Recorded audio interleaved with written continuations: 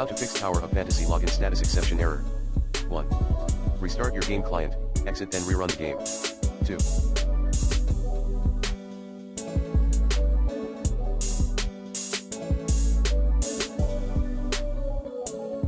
Select a different, green, server, in a different region. 3.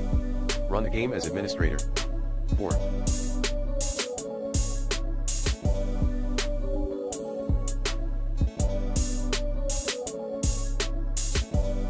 Wait it out, cause it could be a server-side issue. And check then troubleshoot potential.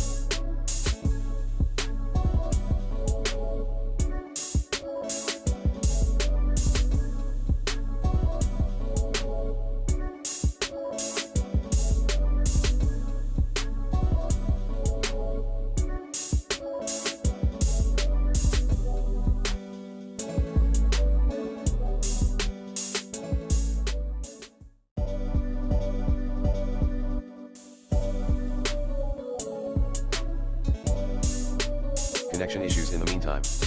5. Log back into the game later.